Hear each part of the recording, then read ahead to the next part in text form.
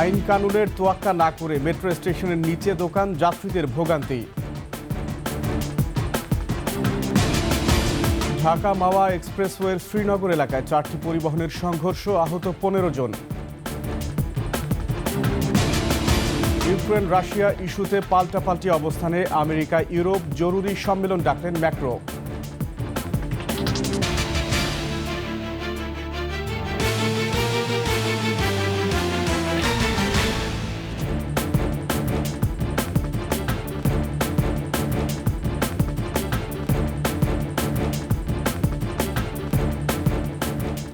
শুনছিলেন সংবাদ শিরোনাম। আমন্ত্রণ 21-এর সংবাদে, সাথে আছি আমি আকবর হোসেন সুমন। দর্শক, 21 টেলিভিশনের সংবাদ একই সাথে সরাসরি দেখতে পাবেন আমাদের ফেসবুক পেজ www.facebook.com/2124 অনলাইনে। এছাড়া সাবস্ক্রাইব করতে পারেন www.youtube.com/@21ETV চ্যানেলে। এছাড়াও সংবাদে আরও থাকছে, কিশোরগঞ্জের 400 বছরের পুরনো ঐতিহ্যবাহী কুড়িখাই মেলা, মূল আকর্ষণ বড় আকারের মাছ বাজার।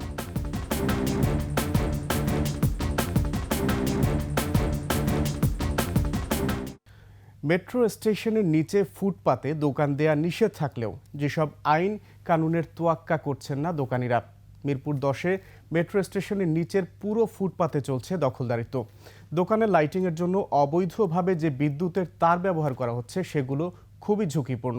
এতে সবচেয়ে বেশি ভোগান্তি পোহাচ্ছেন মেট্রো রেল চলাচলকারী যাত্রীরা। সুমন রায়হানের ক্যামেরায় সিরাত আল মুস্তাকিমের রিপোর্ট। ঝুঁকিপূর্ণ বিদ্যুতের তার আর ফুটপাতের দুপাশের দোকানের মাঝের সামান্য রাস্তা দিয়ে এভাবেই প্রতিদিন চলাচল করছেন হাজার হাজার মানুষ। মিরপুর 10-এর মেট্রো স্টেশনের নিচের ফুটপাতের চিত্র এটি।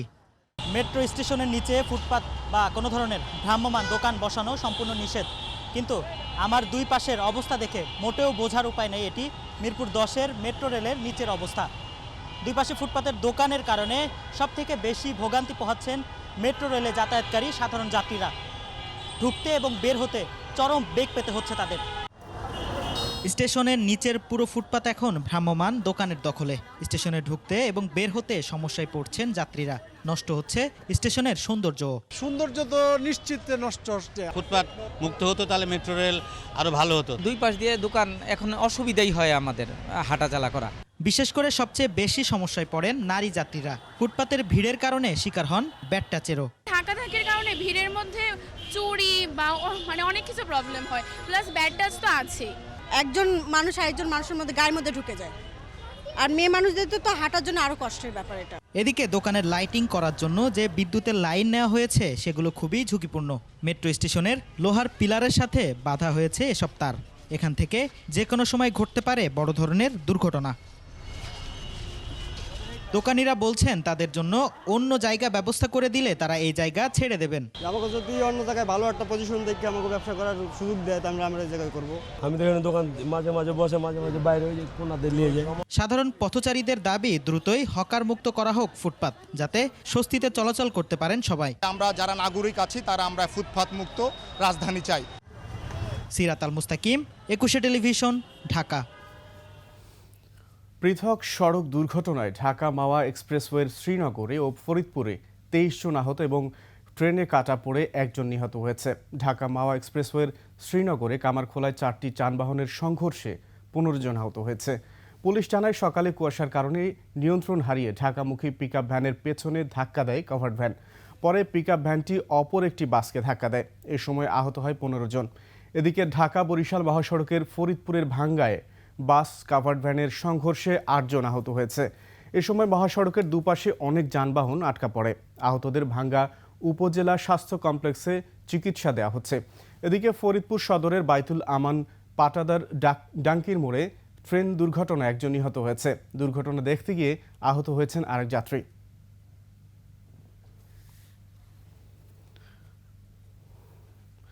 গতি ফিরেছে চট্টগ্রাম বন্দরে, বাড়ছে কার্গো ও কন্টেইনার হ্যান্ডেলিং।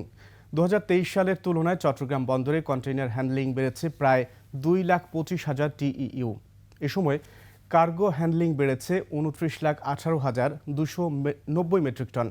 বন্দরের গতিশীলতা ধরে রাখতে বে টার্মিনাল নির্মাণ প্রকল্প বাস্তবায়নে জোর দিচ্ছেন সংশ্লিষ্টরা। চট্টগ্রাম থেকে বিপ্লব মজুমদারের ক্যামেরায় হাসান ফেরদৌসের তথ্যচিত্র ডেস্ক রিপোর্ট।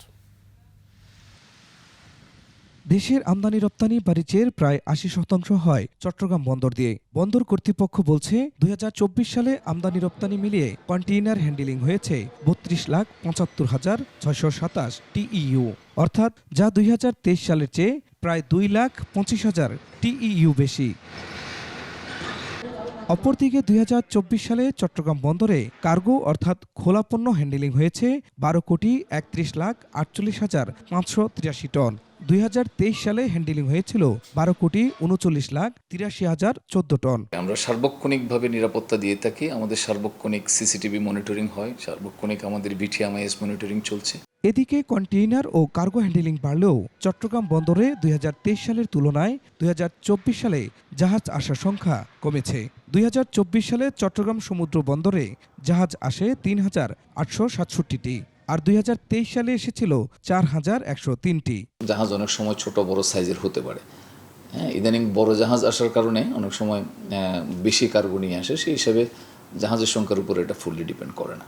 ২০১৩ সালে সাগর উপকূলে নতুন বন্দরে বে টার্মিনাল নির্মাণের উদ্যোগ নেওয়া হলেও নানা জটিলতায় শুরু করা যায়নি।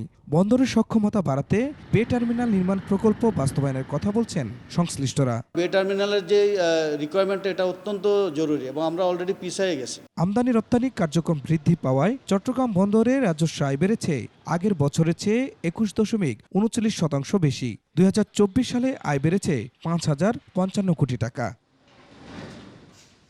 Khurshid Alam, desk report, ২১ television. শেষ করছি ঐতিহ্যবাহী কুড়িখাই মেলার খবর দিয়ে। কিশোরগঞ্জের কটিয়াদীতে চলছে প্রায় ৪০০ বছরের পুরনো ঐতিহ্যবাহী কুড়িখাই মেলা। প্রতি বছর দেশের বিভিন্ন এলাকা থেকে দর্শনার্থী এখানে ঘুরতে আসেন। মেলা উপলক্ষে জামাইদের দাওয়াত দিয়ে আদর আপ্যায়ন করা এই গ্রামের রীতি। এই সুবাদে বাবার বাড়িতে নাইউরে আসে মেয়েরাও। মেলার মূল আকর্ষণ বড় আকারের মাছের বাজার। কিশোরগঞ্জ প্রতিনিধি রুমন চক্রবর্তীর তথ্য, ছবিতে ডেস্ক রিপোর্ট।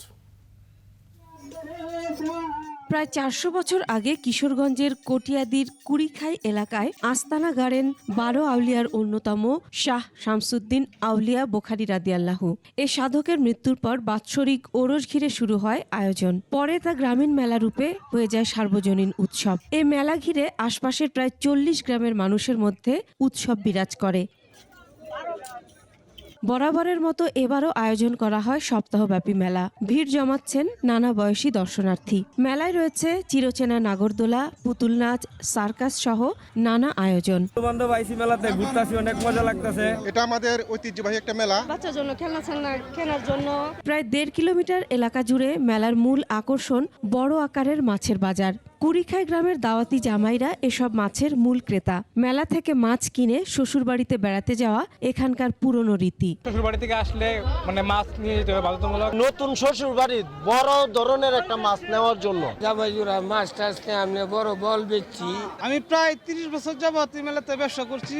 বর্তমান প্রযুক্তির যুগেও প্রাচীন গ্রামীণ এ মেলা স্থানীয় সার্বজনীন উৎসব। এ ঐতিহ্য ধরে রাখার আহ্বান সবার। সকল খাদেমরা সম্মিলিতভাবে এই উরসটা উদযাপন করে আসছি। এই বছরও আমাদের উরস অনেক আনন্দময় হয়েছে এবং সুশৃঙ্খলভাবেই হয়েছে। কুড়িখাইয়ে প্রতি বছর মাঘ মাসের শেষ সোমবার ৭ দিনব্যাপী মেলা শেষ হচ্ছে আজ। Masum আলিসা, desk report, ২১ television. শেষ করছি ২১ সংবাদ। যাবার আগে সংবাদ শিরোনামগুলো আরও একবার। আইন কানুনের তোয়াক্কা না করে মেট্রো স্টেশনের নিচে দোকান, যাত্রীদের ভোগান্তি। ঢাকা মাওয়া এক্সপ্রেসওয়ের শ্রীনগর এলাকায় 4টি পরিবহনের সংঘর্ষ, আহত 15 জন। ইউক্রেন রাশিয়া ইস্যুতে পাল্টাপাল্টি অবস্থানে আমেরিকা, ইউরোপ, জরুরি সম্মেলন ডাকলেন ম্যাক্রো।